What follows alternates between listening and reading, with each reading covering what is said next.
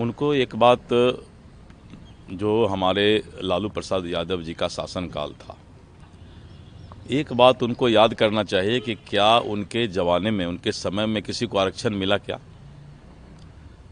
उन्होंने किसी को आरक्षण देने का काम किया क्या? तो जब वो आरक्षण देने का काम किए ही नहीं, और आज जब नीतीश कुमार जी ने आरक्षण, जातीय जनगणना कराया, आरक्षण के लिए चिंता किया, अब वो गाल बजा रहे हैं। इसलिए आदमखोर तो वो लोग हैं जो लोग, इस प्रधानमंत्री जी ने कहा कि जो नेता चारा खा गया हो, चारा खाने में सजा पाया हो, उससे बड़ा आदमखोर कौन हो सकता है? ये दिल्ली विधानसभा में शराब के नियम के तहत सीएजी की रिपोर्ट पर चर्चा होगी। हाँ, आज खुलकर चर्चा होगी।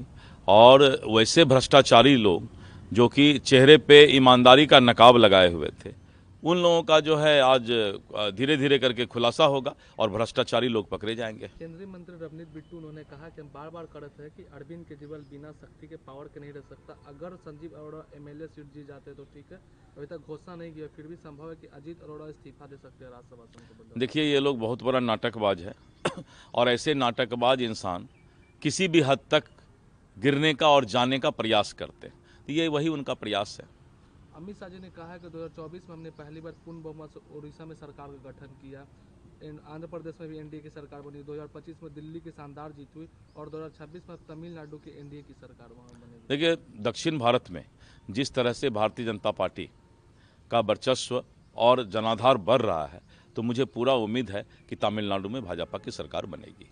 कल कैबिनेट का विस्तार हुआ बिहार में जातीय समीकरण को देखते हुए।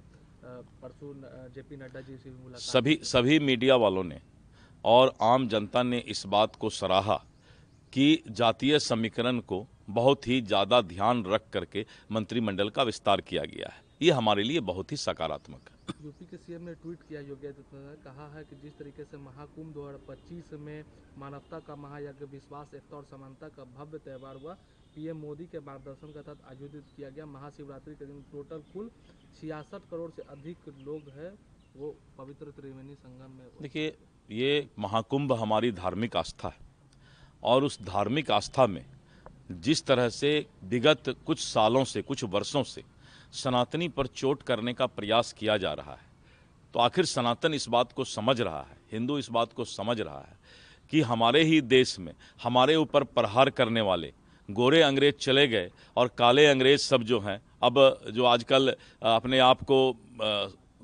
तथाकथित जो है सेकुलरिज्म की बात करते हैं, तो वैसे लोगों ने सनातनी का विरोध करना शुरू किया।